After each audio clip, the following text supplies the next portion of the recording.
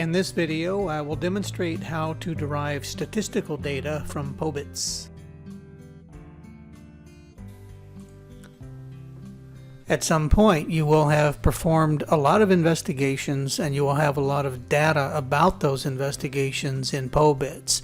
In POBITS, we don't provide a number of menu items that just automatically pop up the kind of information you need. And that's because pulling reports out of data is very intensive in terms of computing and database processing power. And so what we do is we provide a file to you that you can do a number of things with. And this file has all of the information that you could possibly need to pull all kinds of interesting data using Microsoft Excel. A lot of you may not be very good with Microsoft Excel, and that's okay. The things I'm going to show you here are simple, and if you just follow a couple of the steps that I'm going to show you, I think you'll get an easy understanding of it. You'll also learn a lot about Excel in the process, and don't be afraid, it's all very easy. The first thing you'll want to do is under the Reports and Graphs menu on your menu bar is go to that menu and look for the option called Case Summaries. And the window comes up and tells you what it's going to do.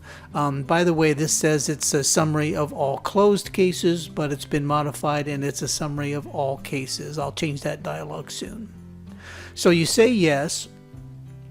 And you can see that it downloads a file for you, and you can see it's coming in as an Excel file. It's actually coming in as a CSV file, which is a text file known as a comma-separated values file. And let's go ahead and just click that open. And what you're going to see here is, let me see if I can hide all this stuff.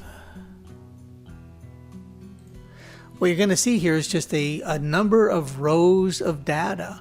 And so let's take a look at this, and let's select the whole thing, and let's format autofit column width.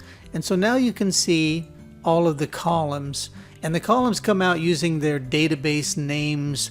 All of this data is in a file or a table called case stat, and then after the dot is really just the name of what this field or column is. So if you scroll across it, you'll see all kinds of different columns in here. Many of them have no use to you, or you think they don't now, and some of them will have great value and easily recognized as something you want to know about. So now that we have this file, we can do a number of things. Now within Excel, and on just a straight sheet like we have here in front of us, there's a whole lot of things that you can do. Using just normal formulas or averages or anything like that. And let's take a look at one thing that we can do that would be very easy to look at. And let's see if we can find it. So we have a column here in F called duration number. But you can see there are duration dates in here. And the duration dates are the time it took between the opening and the closing of the case. Sometimes that can be very short because a candidate applies and withdraws. Case is only opened a day or two, but that's okay.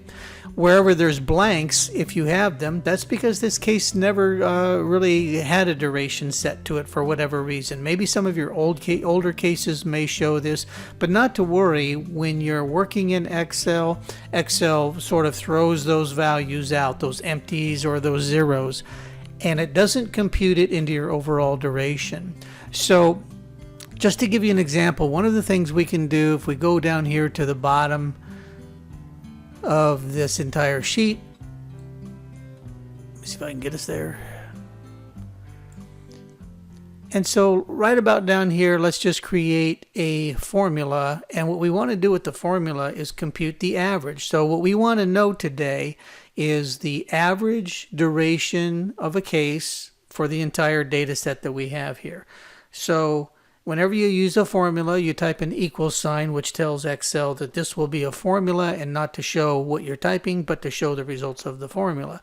So we're going to use a function called average, and open a parens, And now it wants to know what we want, and we're just going to say F2 because that's the first row, colon through F, looks like 5995.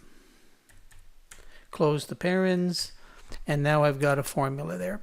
So it's showing you that the average duration of a case is 88.055 days. So there's an example of how you can just use this data in Excel to pull a particular number. And you can go beyond that by sorting and filtering and simply deleting or whatever you want to do with this file to get the information you want. But this is all very rudimentary, and this is not as powerful as we would like it to be. Sometimes this is all you need, that's fine. But now we're going to show you about pivot tables. Most people, I don't think, know what a pivot table is or how to derive one, or more importantly, when to use one. Well, I'll answer that last question of when to use one. When you have data like this, it is simply a export of a database table where every row is essentially the same but has different values in the different columns that do repeat. For example, under ethnicity, we know that, for example, Caucasian is going to show up numerous times. How many times is it in there? And there's a fundamental question you may be asking is how many Caucasians or pick your ethnicity, how many are in the database? How many were added over a particular period of time? All of these questions can be answered and can be answered quite easily.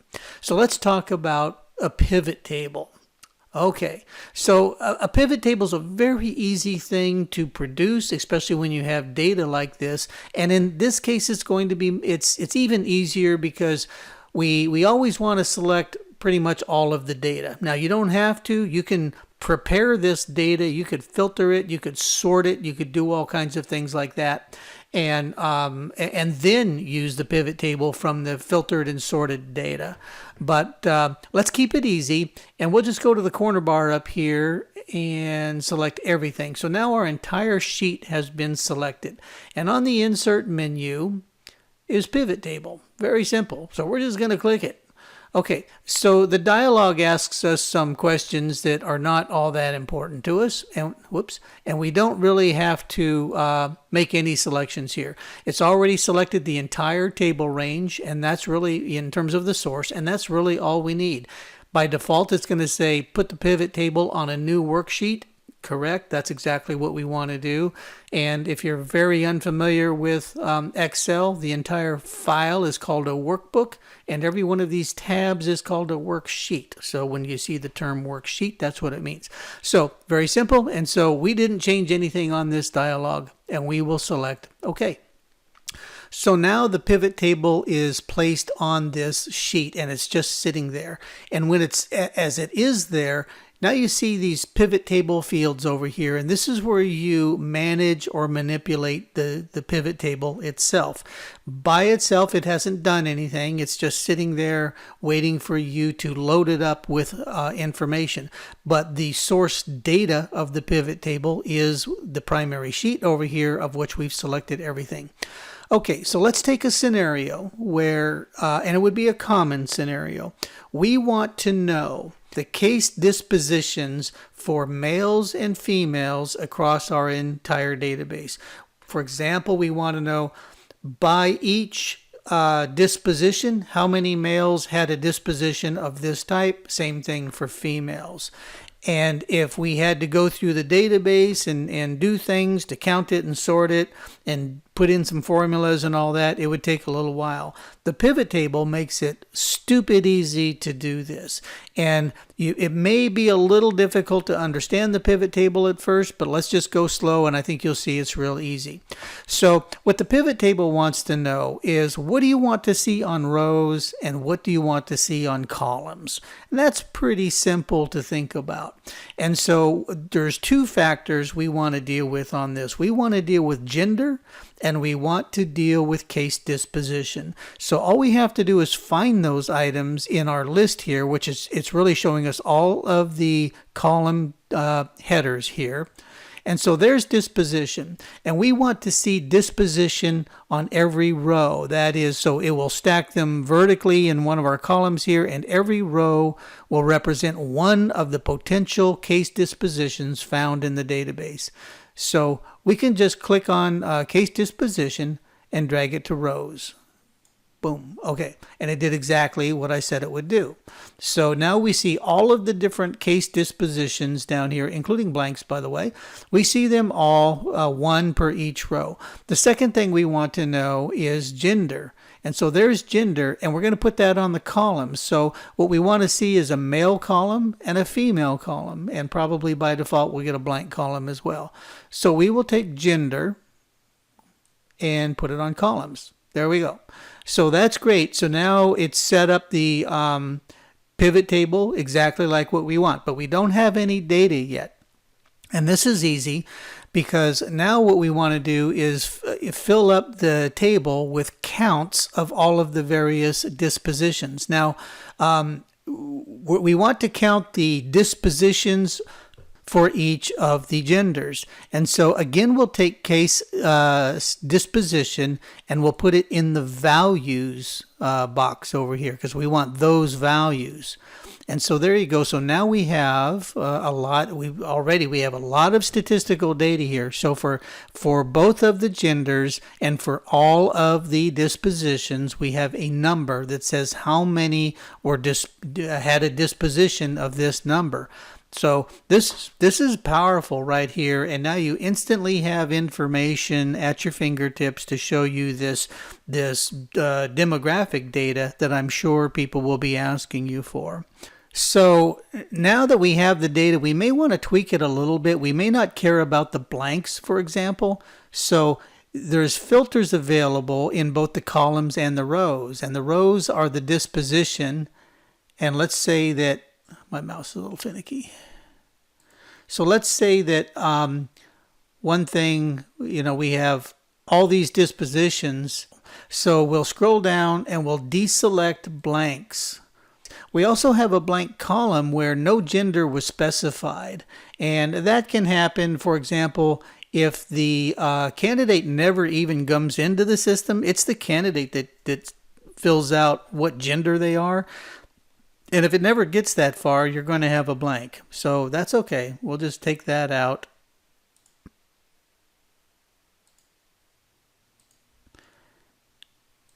And there we go. Okay, so now we only have the real for sure records. And so now we can really, besides just having this information, which is awesome all by itself, we can do a lot of interesting things in terms of graphing and such. Now, here's a point I want to make on pivot tables. You may want to derive all kinds of different data from the core set of data in the case summaries. Every pivot table is good for a particular set of data. The one we've just made is a pivot table to show us case disposition by gender. And one thing that might help you as you go along is to rename your sheet that has the new pivot table on it. And anything that works for you, it doesn't matter. I would just call it pivot on disposition and gender, just so I have a reference on that, so I remember what's on that sheet. Now, when you need other information, like let's say you wanted a pivot on case disposition and ethnicity, that's a different pivot table. So when you want that, we'll just make a different pivot table. In the meantime, we have this one. So let's just stay focused on this one for now. And now let's talk about what we might do with this data. Some things that are very easy in Excel are graphs. And while this information is interesting, we may want to graph it. And so let's take, for example, we want to see a graph that shows males and females. Well, we want to see a graph that shows exactly what we have here. Males and females across all of the dispositions. Before you have a graph, you need to sort of think in your mind, what kind of graph do we want to see? What kind of graph can this data demonstrate for us? I mean, for example, if I wanted to see females and males across all dispositions, one graph I'm not going to use is a pie chart because there's too many dimensions. A pie chart is basically a simple chart of really 2 dimensions. So we have at least 3 dimensions here where we want the case disposition and 2 genders.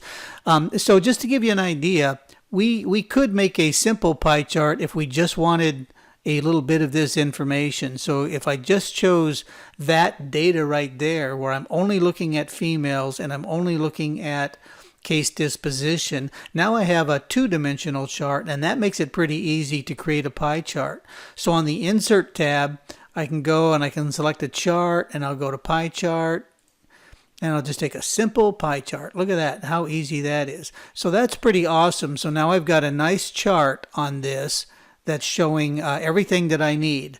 And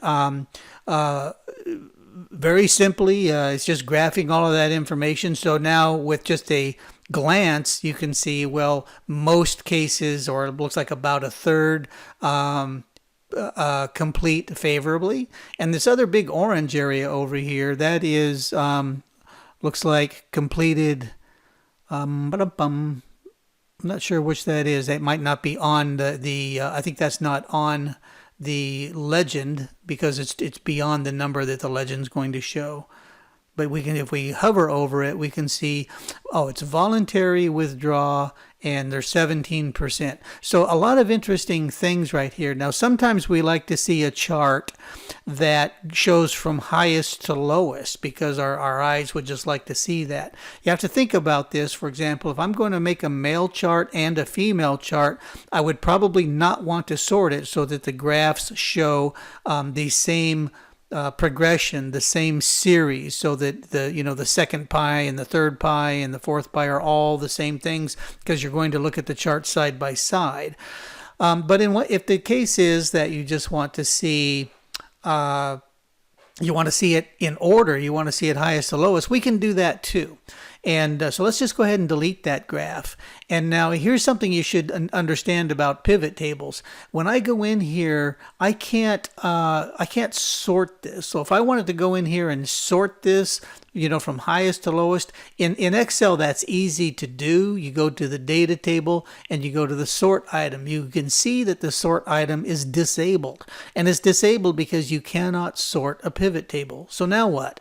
Very easy. So what we're going to do is just copy the data we want and put it in another place.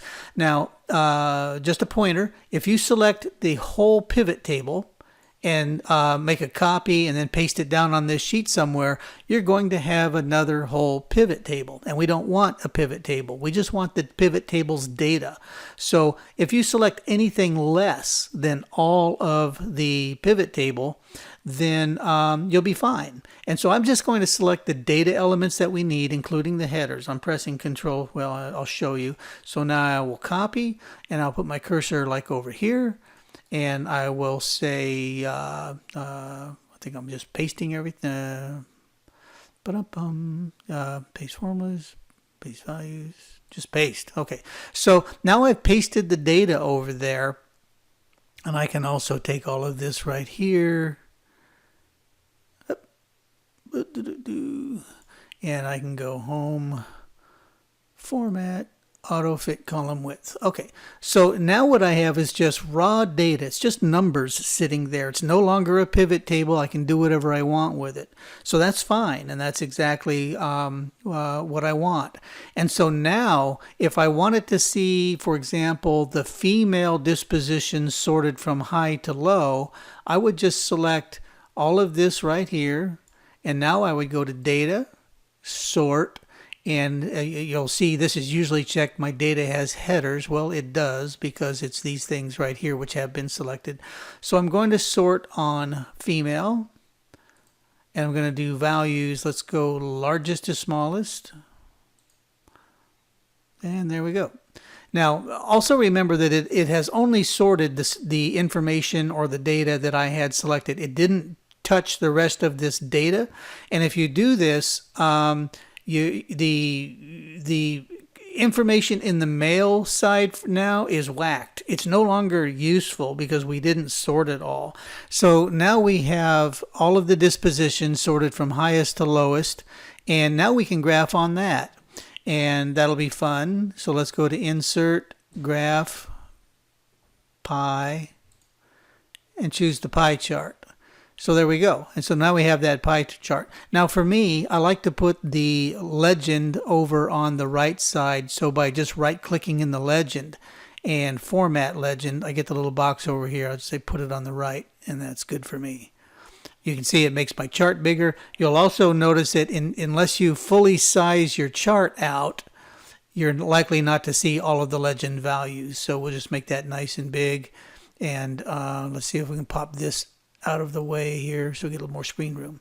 So now I have this nice chart, and it shows pretty much everything, and it's sorted highest to lowest. So in the case that you want to see dispositions from their most common to their least column, I just showed you a good way to get there.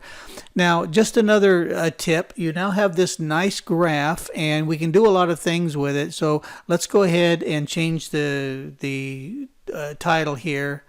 And we know that this was, I think, females. So let's just change this, and we'll call it female dispositions. And I'll spell it right. So we have female dispositions, we have a nice chart, and this would be great to show our bosses so they can see this information and have this knowledge, and that's great. You can obviously just send them the Excel file and they go, okay, there it is. But if you want to make a nice presentation, so now we're in the world of Microsoft Office tools, and it's real easy to gin something up. So I'm just going to go here and select PowerPoint, which has come up on my other screen.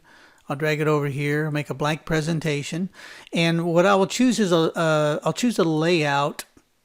Mouse is finicky at this resolution, so I'll choose just a title and content layout, and in here I'll put female dispositions to make a title for the screen. Now what I'll do with this piece down here is I'll just select it and delete it because I'm not going to need it. And I'll go back to Excel. I'll right click on my chart and I will copy it. And let's go ahead and then just Control V as a paste. And so now I've pasted it into my slide, and I will just size it for whatever's the most useful. And now I have a nice chart presentation, and I'm ready to show this to my bosses or make a whole slide deck of the various statistics that we can get from the POBITS database. So this is a great one. So let's go back into the Excel spreadsheet and play around a little bit more. So on this sheet, we have a pivot table. We messed around with the pivot table a bit. We built a chart. That's all fun. We can undo that. And now, just for the sake of time or argument, let's just move on from that. Let's take one more type of statistic that we want to get. And so for that, I'm going to need another pivot table because I'm going to do something completely different. But I can stay in the exact same sheet. I still have the same data here. So let's go back to the sheet, and we'll go to the Insert menu, and we'll select Pivot Table. And so I'm going to make another pivot table. I'm just going to select this again. It's going to create another worksheet, which you can see it did, and give me the blank pivot table on there. And so this time, let's do what we did in Excel earlier, where we took the average of the case durations. Now, what we did on the Excel sheet was super easy, and if that's all we needed, I'd probably just do it on the Excel sheet. But let's just show you how the pivot table can produce the same information nearly as easily. So we've got the pivot table out here, and again, we choose our rows and our columns. And so we know that what we want is, in this case, let's say that we want to know All we want to know is the average case duration. And so let's just go ahead and put duration down here in the values, okay? Now, one of the things you need to know about whatever you put in the values column is that there's there's some options in here, and that number 4983 doesn't look like an average case duration to me. Well, why not? If we go to the field settings, you can see why not is because it took those durations and it counted them, which we don't want. And if we choose sum, that would be even worse. In fact, let's just do it just to show you. So, okay, now we got a crazy number. So whenever you're playing with data and looking at reports or summaries or things like that, you certainly have to take a look and ration that the number is even reasonable at all. So we know going into this we wanted the average. So let's click on average. Let's go. Okay. That number looks pretty familiar. I think that's the same number we got when we went out on case summaries over here, if I'm not mistaken. And we computed the case summary, so there it is. See, 8805. We did that with a formula that you see up here. We just put in a simple Excel formula, and we got 88.05. I did the same thing over here, and I got 88.05 by doing such a simple mathematical here. I just said, all I want to know is give me the average case duration, and it did that. That is pretty super easy. So let's just summarize a little bit here. Pivot tables are very simple. They're not difficult. You probably haven't used them because you've never known when to use them or what they're even for. And now I think you just see when to use them, what they're for, and how super powerful they can be. And to give you just one more lesson on it, I'm going to show you probably one of the more powerful computations that you might use. So let's remove that. Let's go back to our case summaries, which we're on. Make sure you select all like that, and then we'll go to insert. We're going to make another pivot table. Again, we're just going to select OK, and we're going to have our pivot table on a new sheet.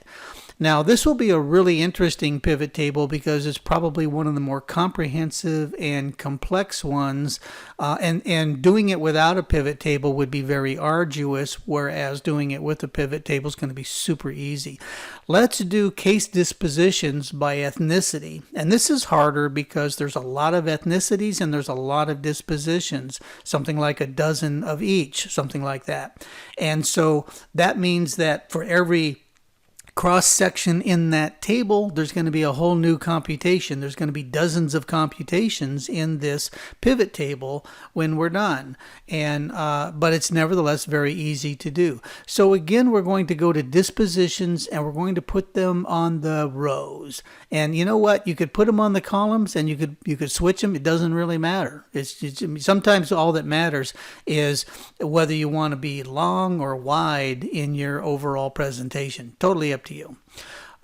So now we again have all of the dispositions over here, and now what we want to see is the ethnicities. So this is just like the one we made on gender, only we're going to base it on ethnicity because we want to see that very interesting number. So we're going to drag that over to the columns.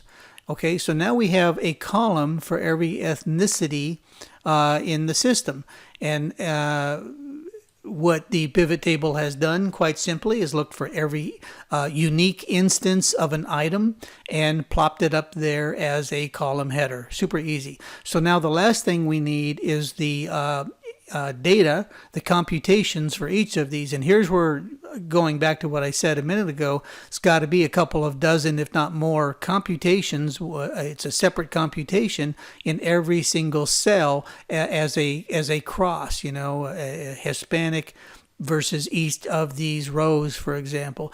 In a lot of databases and other systems, this may also be known as a cross-tab report. So if that has any meaning to you, think of it that way because that's what it is. So now all we need is the computations, and we want to compute the dispositions. We're going to put that in the values, and then they all show up. And those look like reasonable numbers to me because I'm expecting those kinds of numbers in terms of total layout. And Excel is pretty good in the pivot table of determining what kind of calculation would be reasonable in there. That doesn't mean you shouldn't double check it. But I'm going to go in here and double check, and you can see what it gave me was the count, which is exactly what I want. So that's fine. Okay, so again, we have a super easy way to make some very comprehensive calculations, and calculations that would take you a long time to do on your own, through POBITS. There's ways to sort and filter and export and do stuff, but this is the way to go. And I hope that you can use this feature. I haven't even begun to show you all of the different ways that you can sort and filter and put data on a pivot table so that you can get meaningful information out of it. I don't really know what you want. I know that you will want demographic information, especially by gender and ethnicity. That's a no-brainer. But you can also do all kinds of things for groups, and you can look at a particular disposition. Maybe you just want to see military people. I'm not sure that that's in the data output yet, but I can certainly add that if you need to do calculations based on military versus non-military people, or even education type things. There are a few more things I need to add into the exported data. Going back to that, the case summaries, if you don't see in the database the value or the column that you need up here, please let me know, because it's really easy for me to add another value. I think missing in here are a couple I just talked about. We don't have education, because that will be interesting, because that will sort out by, people with bachelors, people with community college, people with high school, etc. And you can see how they're doing. And case disposition is probably a big one that you're going to want to put pivot tables on all the time. But you don't have to. You can put them on any other value. And for example, you could see if you wanted to know how many females with bachelor's degrees, great. And if you want to see how many females with bachelor's degrees with a certain case disposition, that is possible too. And one thing before I move along is I do want to show you a couple of other features of the pivot table itself that are going to be useful. When you're on the pivot table, you can also set some filters in here, and that's going to be a very handy feature. And all you need to do is take one of your items, drop it into the filter box, and then you can set up the filter that you want. And I'm not going to go into that in detail. I just want you to know that it's there, and that's one of the other options on a pivot table. These filters up here allow you to take some things, remove some columns or remove some rows, and that's fine. But down here you could do more complex filters. For example, let's say you wanted to filter just on a date value, and that would be an interesting one, because here's the date closed, and then you've got date opened is in here somewhere. And so you could put a date range in there. Let's go ahead and do that very briefly. Let's put a filter of date closed in here, and let's find our date. There's a date opened in here somewhere. We'll find it right there, and we'll put in another filter. Okay, so the filters are in there, and it's interesting to see that one thing Excel will do is start to build its own kind of things in here that are interesting. So now you've got some drill downs based on dates that are based on years. And if you pop a year open, you will see, I think, quarters. So it pops them into quarters, and then you've got, you can drill down into the quarters, and you can get months. And so now you're really having a lot of fun playing around. But bear in mind, you can go to the filter itself, and then if you go to the field settings, now you can play around with this a little bit as well. And so just trying to show you all of the many different ways there are to manipulate a pivot table. So here's a quick summary. You can always use a pivot table. You download the data, you select all of the data, You go to insert and you create a pivot table. You accept the defaults. And now you have a pivot table, and now you just configure what you want over here. Play around with it a little. That will help you learn how the pivot table works.